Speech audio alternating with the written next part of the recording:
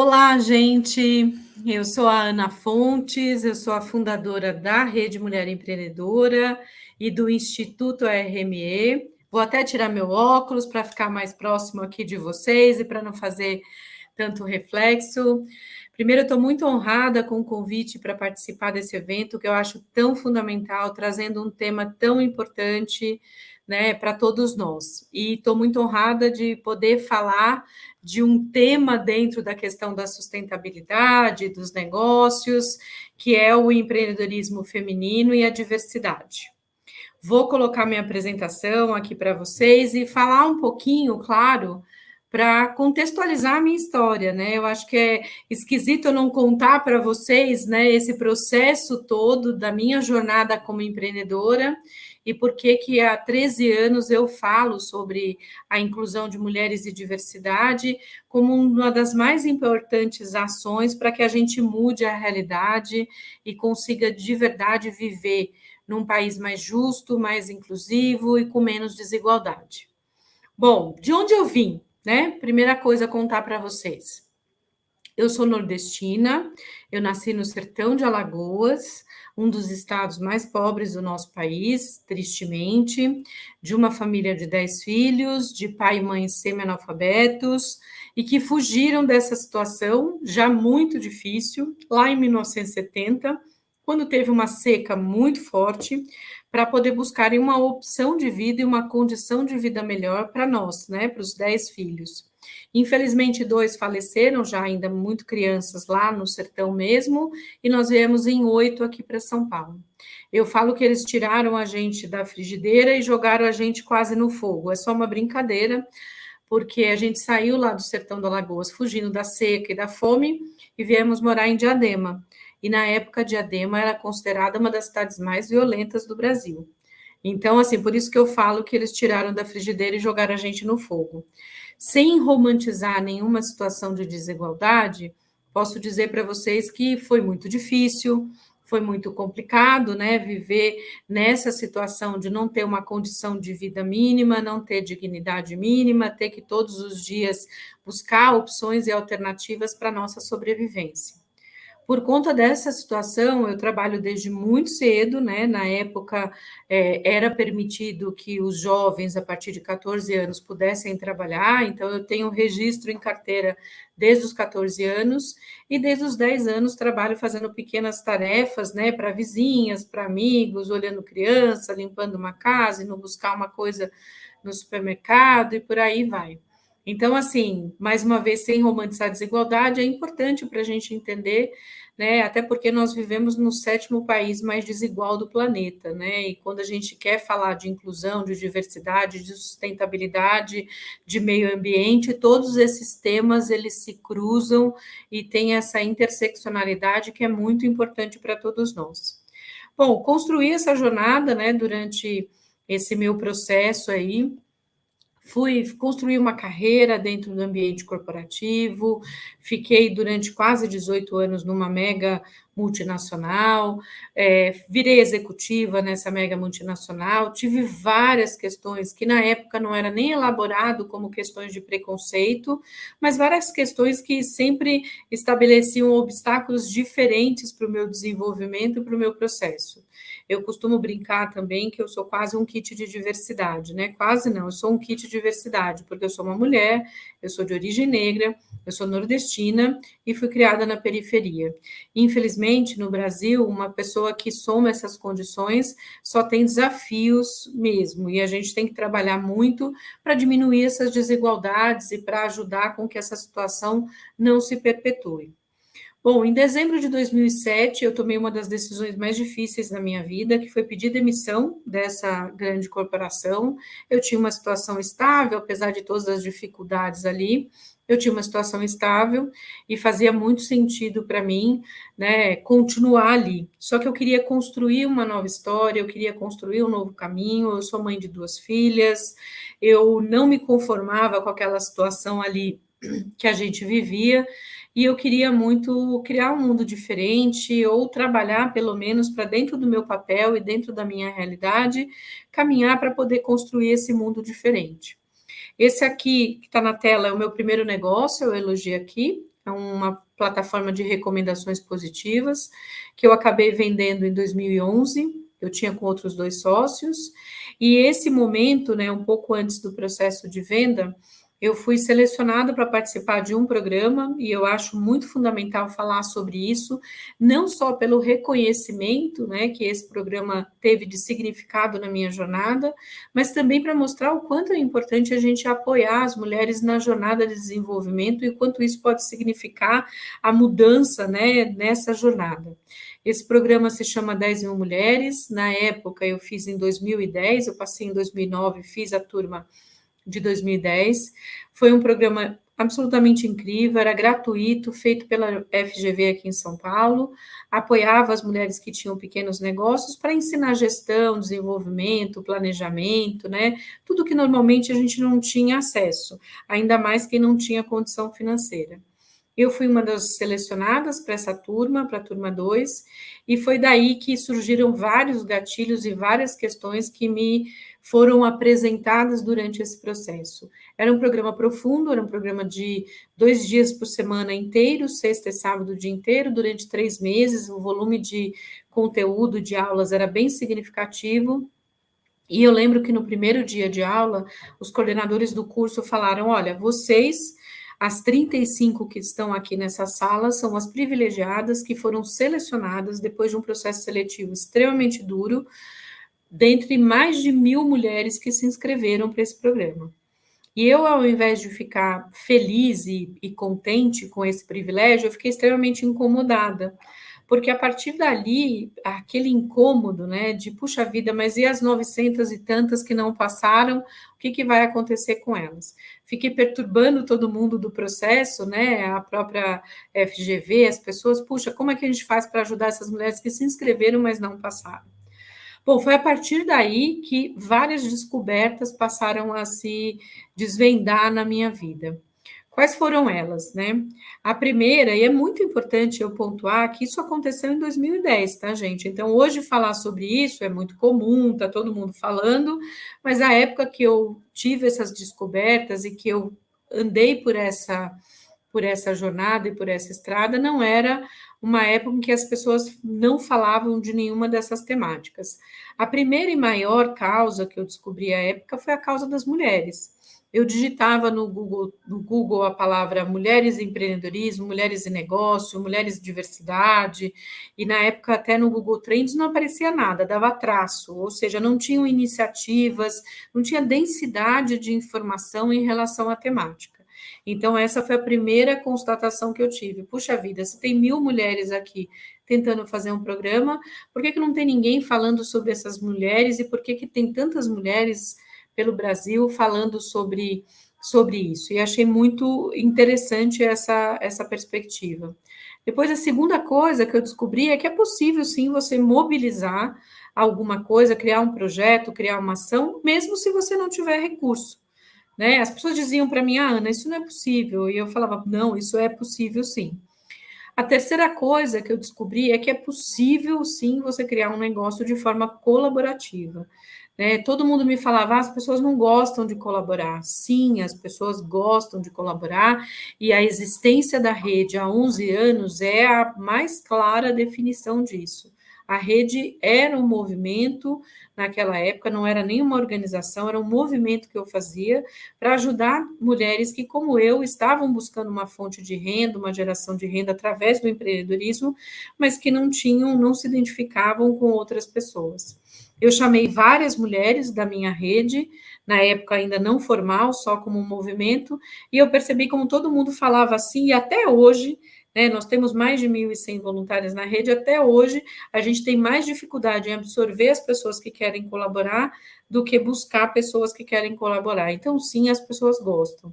E a quarta questão, muito importante, foi que nesse processo como um todo também, eu descobri que, assim, o Brasil é muito mais do que São Paulo, até porque eu vim dessa história do Nordeste, e eu vi o tanto de mulheres que me procuravam e que procuravam esse programa, que eram do Brasil inteiro. E eu vi o quanto as pessoas estavam criando negócios bacanas, todo mundo falava assim, o negócio bacana é aqui em São Paulo. Não, o Brasil inteiro está fazendo coisas incríveis, e eu fico muito feliz de poder dividir isso com vocês. Qual foi a consequência dessas descobertas, né? Foi a partir daí que a gente criou a Rede Mulher Empreendedora, que é um negócio social fluido, que existe há 11 anos. Esse ano, aqui no segundo ano da pandemia, nós completamos 11 anos. A RME, como a gente carinhosamente chama, para ficar mais simples, tem hoje mais de 1 milhão de usuárias, tem 1.100 voluntárias, nós somos reconhecidos mundialmente, e o nosso trabalho, o nosso propósito, missão, ou o nome que você quiser dar, nós queremos ajudar as mulheres a gerar autonomia econômico-financeira, porque através da autonomia econômico-financeira, essas mulheres podem sair, inclusive, de situações de violência. Então, é muito importante a gente falar sobre isso, é muito importante a gente trabalhar essas questões, porque, de verdade, para construir um mundo mais justo e mais inclusivo, nós precisamos, sim, apoiar as mulheres. Para mim, essa é a imagem que mais define o nosso trabalho. A rede são duas organizações, nós somos o Instituto e a RME. O Instituto é o nosso braço social, que trabalha especificamente com mulheres em vulnerabilidade social, de norte a sul do Brasil. Nós temos vários projetos e programas, como esse que vocês estão vendo a foto aí, que é o Ela Pode. Nesse programa, nós estamos em mais de 1.600 municípios, nós já chegamos a mais de 200 mil mulheres, que é um programa que ajuda as mulheres a recuperar a autoestima.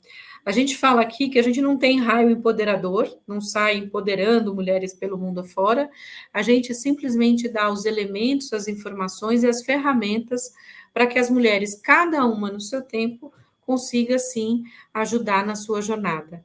Essa pose é o que a gente chama de pose da poderosa, onde a gente ensina habilidades socioemocionais. A gente já fez esse programa em todos os cantos do Brasil, fizemos turmas específicas para mulheres indígenas, mulheres refugiadas, mulheres ribeirinhas, mulheres egressas do sistema prisional, turmas exclusivas para mulheres negras, enfim, nós acreditamos aqui na rede, no Instituto, que nós não podemos e não devemos deixar nenhuma mulher para trás. Então, essa é a melhor simbologia de você olhar essas mulheres com a mão na cintura, parece uma coisa muito simples, mas é muito poderoso, elas se sentirem por elas, sendo ajudadas, apoiadas e reconhecendo o próprio poder delas, né? Eu acho que isso é mais importante de tudo, e é isso, esse programa continua, nós estamos todos os meses fazemos 100, 150 turmas de capacitação, agora durante a pandemia, fazendo online e não fazendo presencial, mas até 2019 a gente fez 1.100 turmas presenciais. E aí a grande questão, né, quando a gente vem falando hoje tanto sobre ESG, sobre inclusão, sobre ambiente, sobre sustentabilidade, sobre governança, por que a gente precisa falar de mulheres, né? Por que esse tema é tão fundamental? Além de fundadora da rede e do Instituto RME, eu represento o Brasil num grupo que chama W20, que é o grupo de engajamento do G20, são as economias mais desenvolvidas do planeta, onde o Brasil está inserido, inclusive. E nesse grupo, nós estamos discutindo há alguns anos como é que nós fazemos para poder ajudar as mulheres a conquistarem os seus direitos e as mesmas oportunidades que os homens têm pelo mundo afora. E aí, por que mulheres?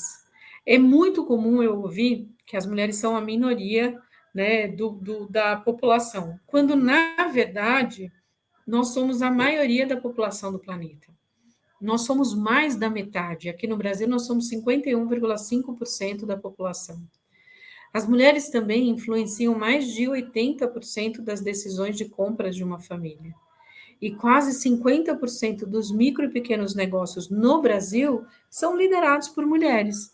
Essa é uma realidade, agora, infelizmente, empurrada pela pandemia, que cada dia cresce mais o número de mulheres buscando o caminho do empreendedorismo. E nós vamos falar um pouco sobre isso, porque eu acho que é muito fundamental a gente tratar da temática. Esse é o lado que a gente quando você olha, você fala como é que faz sentido, né? Se são a maioria da população, influenciam as compras, são quase metade dos pequenos negócios, mas nós estamos subrepresentadas nos ambientes de poder. O que significa isso? Não vou encher vocês com estatística, mas acho que é importante, né, para a gente conseguir trabalhar uma temática, a gente ter acesso a dados e a fatos, porque através dos fatos é que a gente consegue fazer as transformações sociais. Então, por exemplo, se você olhar os altos cargos de liderança nos ambientes corporativos, nós somos a maioria da população, mas somos só 12%. Se você olhar na política, as mulheres são cerca de 10, 12%, depende um pouco da esfera municipal, estadual, federal, mas nós estamos super representadas, inclusive sobre questões que decidem sobre o nosso destino, né, sobre saúde da mulher, sobre questões ligadas ao universo feminino, quem decide majoritariamente homens, ou seja, nós não decidimos nem sobre as nossas questões pessoais. Jurídico, no ambiente jurídico, no ambiente da propaganda, nós somos sempre representadas num território de cuidado, num território de ali ficar sempre num território de sensualidade também, precisamos mudar. E no que a gente chama de área de STEM, são as áreas da hard science, né, ciência, tecnologia, engenharia e matemática, as meninas também não são, elas são minoria nesses ambientes. Né? E é uma realidade que, ao invés de melhorar ao decorrer dos anos, nos últimos 20 anos, se você pega as estatísticas, as meninas não se enxergam nesses ambientes. Então, nós precisamos mudar, nós precisamos, o que os americanos adoram chamar de role model, nós precisamos mostrar mais mulheres nesse ambiente. E não é o poder pelo poder, não é sobre supremacia feminina sobre os homens. Nós estamos falando sobre direitos humanos, sobre igualdade, sobre o que é importante. Exatamente sobre um ponto que é absolutamente fundamental, que é a questão da justiça social. Quando eu falo de mulheres, eu não estou só, puxa, é uma guerra do sexo, essas mulheres querem ocupar aí os espaços dos homens. Nós não queremos ocupar os espaços dos homens, nós queremos ter as mesmas condições, as mesmas oportunidades e os mesmos direitos que os homens. Recentemente, o Banco Mundial fez um relatório super extenso, né, uma pesquisa super extensa que eles renovam, acho que a cada 2 anos, onde eles mostram nos países quais são os direitos que as mulheres têm suprimidos, ou seja, que elas não têm acesso. E o Brasil tem alguns direitos que as mulheres não têm acesso. Então, é importante a gente olhar para isso. Quando a gente fala de inclusão de mulheres, a gente fala de justiça social, a gente fala de direitos humanos, a gente fala de equidade, a gente fala, gente, de combate à violência. O Brasil ocupa as primeiras posições em rankings tenebrosos de violência contra a mulher. Parece assim, tem gente que fala assim, não, isso acontece só em países de maioria, onde tem a religiosidade é muito forte, especialmente, né, em países com questões ligadas à religião, onde proíbe as mulheres de estudarem, proíbe as mulheres de terem acesso, mas não, aqui no Brasil, nós somos os primeiros, né, ocupamos as primeiras posições em feminicídio, ocupamos as primeiras posições em estupro e ocupamos as primeiras posições também em violência doméstica. O Brasil, durante muito tempo, saiu recentemente uma pesquisa falando sobre casamento infantil. O Brasil tem um volume absurdo de casamentos infantis, que são considerados dos 10 aos 17 anos, gente. 10 anos, vocês têm noção do que é isso?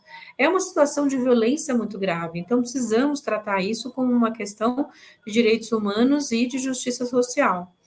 Nós temos também, assim como os outros países, nós temos uma diferença salarial entre homens e mulheres nas mesmas posições de 20%. Então, é importante, e eu gosto de reforçar isso, que a gente tem sim falar de equidade, falar de diversidade, falar de inclusão de mulheres por justiça social, por direitos humanos, e porque nós não podemos deixar nenhuma mulher para trás. Vou falar de um dado para vocês que é muito triste. Nos últimos 10 anos, a violência contra as mulheres aqui no Brasil, para as mulheres brancas, diminuiu, e esse dado antes da pandemia, tá? Porque durante a pandemia cresceu absurdamente. Diminuiu 10%, mas contra as mulheres negras aumentou 50%. Então, nós temos que olhar para todas as mulheres. Nós temos que olhar para as mulheres negras, para as mulheres indígenas, para as mulheres ribeirinhas, para as mulheres que não têm acesso. Nós fizemos recentemente aqui na Rede Mulher Empreendedora um programa para atender mulheres da região norte que passaram por uma violência gravíssima, que é a questão dos escalpelamentos dos barcos, que tiveram, assim, um choque, né, no seu corpo, com essa situação tão difícil, e ajudamos essas mulheres, 35 delas, em parceria com o MP local, aí da região norte, mais a ONU, através da UNOPS, para ajudar essas mulheres a recuperarem a autoconfiança, a entender quais são as formas que elas podem fazer para trabalhar e recuperar a sua renda e conseguir seguir com suas vidas. Então, nós não podemos deixar nenhuma mulher para trás, nós temos que olhar para isso como uma questão que não é só das mulheres, é uma questão de todos nós, né? Combater diferenças sociais e combater violência não é uma missão do grupo que está sofrendo a violência só, mas especialmente do grupo que também faz parte desse problema, que são os homens, e isso é fundamental. E por que todo mundo está falando muito sobre essa questão da liderança feminina? Do estilo de liderança feminino, que inclusive pode ser um estilo adotado pelos homens. A liderança feminina não é uma exclusividade das mulheres, esse estilo é majoritariamente feminino, mas ele sim pode ser aprendido, pode ser difundido como um estilo de liderança. O que acontece? Se você olhar os principais pensadores do planeta, você vai olhar o que estão falando os especialistas em liderança, quais são os líderes de um futuro, quais são as características que são extremamente valorizadas numa liderança, boa parte dessas características são características femininas. Ou seja, a visão sistêmica, como é que a gente olha para os ambientes, como é que a gente pensa nas soluções, a gente não pensa na solução só num único caminho, a gente olha quais são os impactos do nosso entorno. É uma forma de pensar através de equilíbrio e força, ou seja, usa a força, mas quando essa força, que está muito menos ligada à agressividade, mais ligada à assertividade, quando é necessário, trazendo um equilíbrio para as relações.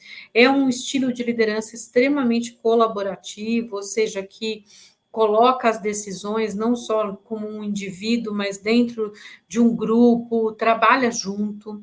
É uma liderança extremamente agregadora, porque é uma liderança que não personifica, é uma liderança que traz as pessoas junto, e isso é muito importante. Vejam que as características que eu estou falando são exatamente as características que são mais valorizadas no líder, especialmente nesses momentos que nós estamos vivendo. Se você olhar essas características e pegar, por exemplo, algumas reportagens que saíram sobre líderes mundiais que melhor lidaram com a pandemia, por exemplo, você vai olhar que são líderes exatamente de países que são liderados por mulheres. Você vai ver a Jacinda Ardern na Nova Zelândia, você vai ver a Angela Merkel na Alemanha e vários outros exemplos de mulheres que souberam lidar de uma forma mais propositiva e mais ativa em relação à tristeza total que estamos vivendo como humanidade, que é a pandemia. Então, é uma liderança que é muito mais humana e com foco maior em diminuir a desigualdade. E esse estilo, essa somatória dessas características da liderança feminina, deveriam demais ser adotadas por todas as pessoas. Eu tenho certeza que viveríamos num mundo mais equilibrado, mais justo, mais humano, mais agregador, e certamente num mundo onde as desigualdades seriam diminuídas. Agora, eu queria falar para vocês, dentro desse universo da diversidade, da questão de inclusão de mulheres, falar um pouco sobre essas mulheres que estão empreendendo, sobre essas mulheres que hoje representam aqui no Brasil metade dos pequenos negócios. E quando eu falo de empreendendo, gente, não precisa só ser com o CNPJ, não precisa só ser formalizado, nós temos milhões de mulheres fazendo coisas incríveis pelo Brasil todo e não necessariamente com negócios formalizados.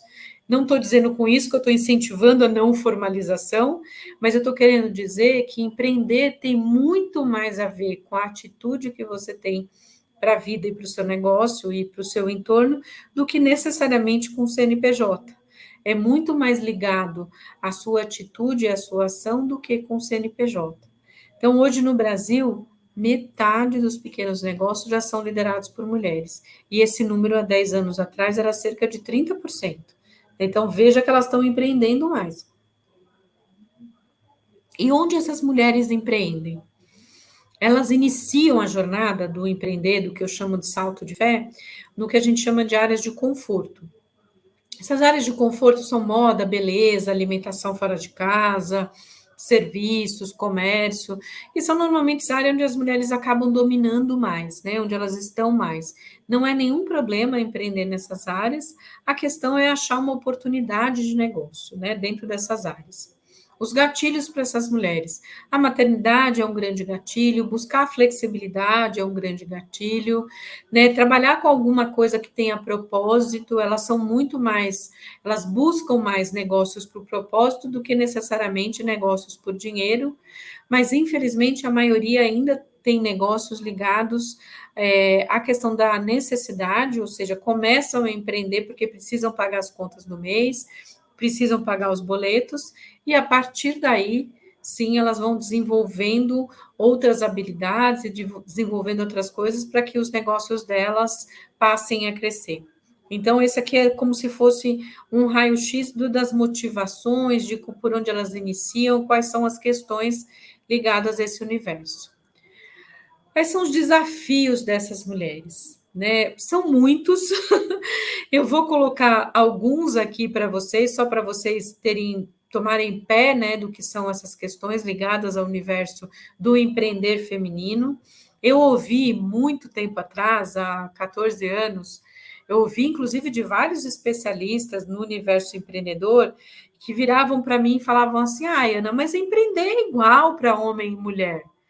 Não é igual para homem e mulher. As motivações, voltando para esse slide aqui, não são as mesmas.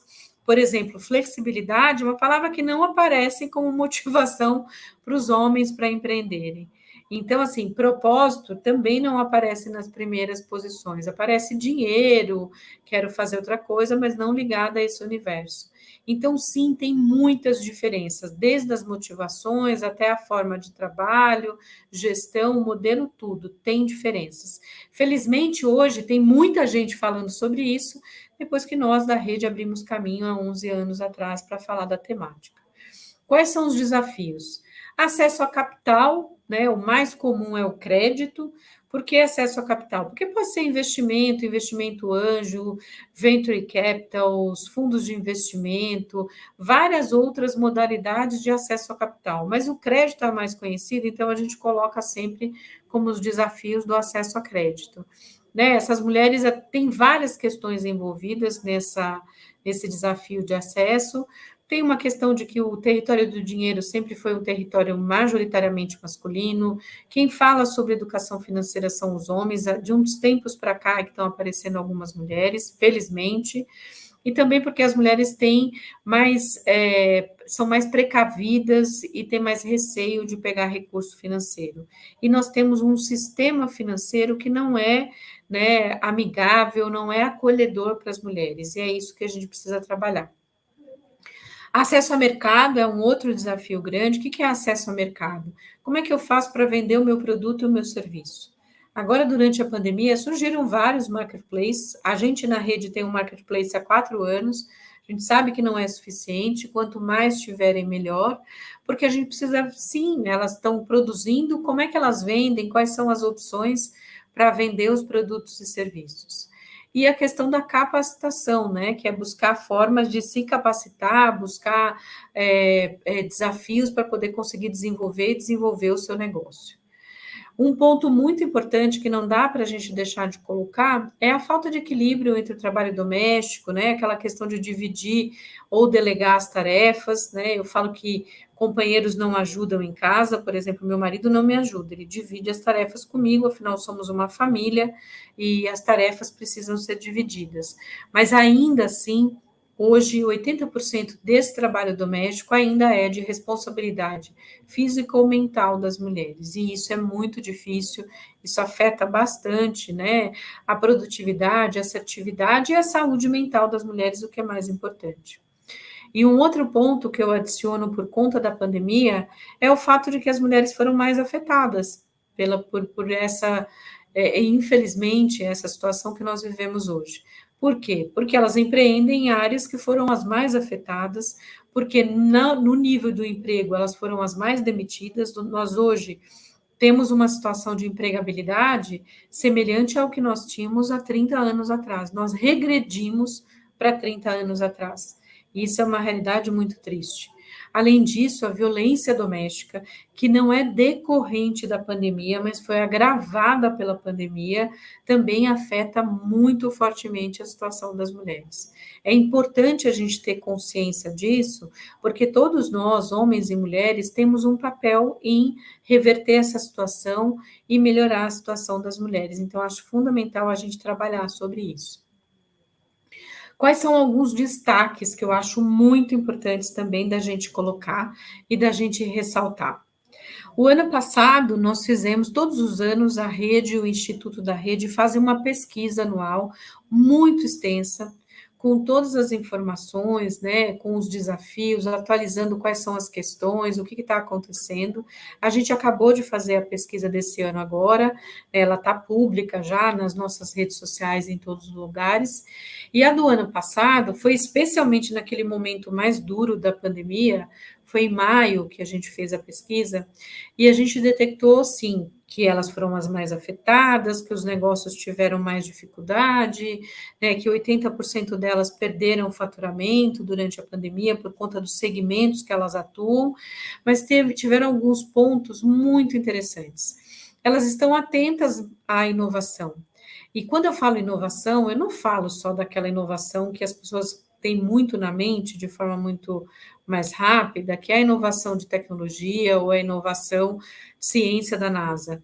Eu tive casos assim muito sensacionais de mulheres que inovaram no artesanato, inovaram fazendo bolo dentro de casa, inovaram produzindo roupas ou produzindo itens de proteção individual, os EPIs para hospitais, que mudaram os modelos de negócio para poder continuarem ativas, obviamente, com o negócio e para poder também conseguirem lidar com toda essa situação da pandemia. Então, elas estão mais atentas à inovação, mas a gente precisa ajudar na conexão com esse universo, é isso que a rede vem fazendo há bastante tempo.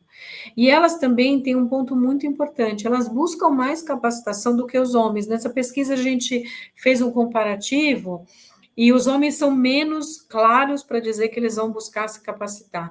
As mulheres não, elas falam, não, eu preciso me capacitar para a inovação, eu preciso me capacitar para a estratégia do meu negócio, eu preciso sim me capacitar para conseguir colocar o meu negócio no digital. Isso é muito bacana, gente. Isso tem um ponto muito fundamental, que é essencial para que a gente consiga realmente com que os negócios tenham mais chance de sobrevivência. Então, acho importante falar sobre isso. E aí, como consequência dessas mulheres, do trabalho delas, do esforço delas, de tudo que elas vêm construindo, todas as pesquisas no mundo mostram que essas mulheres têm um impacto social muito maior. Por que elas têm um impacto social muito maior? Você pode estar se questionando aí, você é um homem, você fala, ué, mas o meu negócio não gera impacto, não gera emprego? Gera sim, todos geram. Mas por que o dela é muito maior? Porque ela pega esse recurso que ela consegue, esse dinheiro do negócio, ela investe em melhorar a educação dos filhos, ela não investe para ela como pessoa, ela investe no coletivo, então ela investe em melhorar a educação dos filhos, gerando um impacto melhor, ou ela coloca numa escola melhor, ou ela pega e coloca num curso de inglês, num curso de tecnologia, ela melhora a qualidade e a condição dessa educação dos filhos. Ela compra coisas para melhorar o bem-estar da família, não para melhorar o bem-estar dela, ou seja, ela pensa sempre no coletivo. Quando elas contratam, quando os negócios delas têm vagas de emprego, elas contratam especialmente mulheres e especialmente pessoas do entorno, ou seja, elas geram um impacto positivo também ali no entorno, na comunidade onde elas estão. Então, isso é muito fundamental, porque é através desse círculo positivo que a gente pode afirmar com clareza que elas geram mais impacto social. E isso é muito poderoso. porque não é fácil a gente falar sobre toda essa situação que eu mostrei para vocês até aqui e mostrar o porquê que a gente tem que investir em mulheres, por que é fundamental a gente olhar, por exemplo, para todas as mulheres da região amazônica e olhar e ajudar a investir na geração de renda, ajudar a investir na capacitação, ajudar a investir nesse modelo, né, de geração de rede, de informação, de contato, porque isso é fundamental e essencial para que elas consigam se desenvolver e para que gere esse impacto positivo nas famílias delas agora e nas próximas gerações, porque a partir do momento que eu consigo melhorar a condição da minha família agora, eu consigo, inclusive, criar um ciclo positivo para as próximas gerações, e isso é muito fundamental. Então, acho essencial que a gente pense nisso. E aí, como é que a gente pode ajudar essas mulheres, né? O que que eu posso fazer? Eu sou uma pessoa, eu sou uma empresa, eu sou uma organização, como é que eu posso fazer para apoiar? Eu posso ajudar simplesmente, se eu não tenho recurso, eu posso divulgar os negócios dessas mulheres. Eu posso ser um vetor de divulgação, de comunicação, de ampliação da voz delas. E isso é fundamental. Eu posso ajudar comprando de pequenos negócios liderados por mulheres. É o que a gente tem chamado, né, inclusive no mundo aí fora, falando sobre compras inclusivas. Aqui na rede, nós temos um programa que se chama RME Conecta. Esse programa, ele, na verdade, o que que ele faz? A gente seleciona negócios liderados por mulheres, a gente capacita essas mulheres para poder elas venderem para grandes organizações, a gente certifica essas mulheres e, no final, a gente faz uma conexão dessas mulheres através de rodadas de negócio, de apresentações individuais, para que elas consigam vender para grandes empresas. Ou seja, a gente dá acesso ao mercado.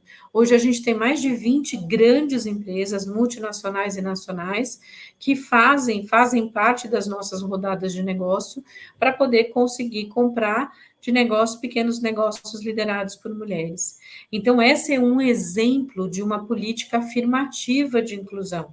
A sua organização, a sua empresa pode priorizar comprar de pequenos negócios liderados por mulheres e até com outros recortes, como, por exemplo, mulheres negras, mulheres refugiadas, mulheres mais maduras, mulheres de comunidades, enfim, tem vários recortes possíveis, mas é muito importante que a gente olhe para isso de uma forma consistente, de uma forma muito efetiva.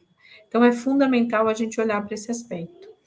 E aí, gente, caminhando mais para o final da minha apresentação, por que é importante a gente falar de diversidade em todos os ambientes que a gente tiver?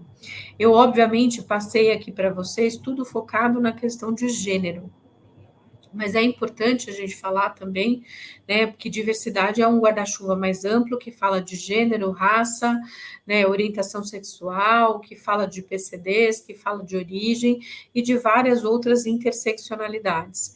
Então, acho importante a gente falar disso.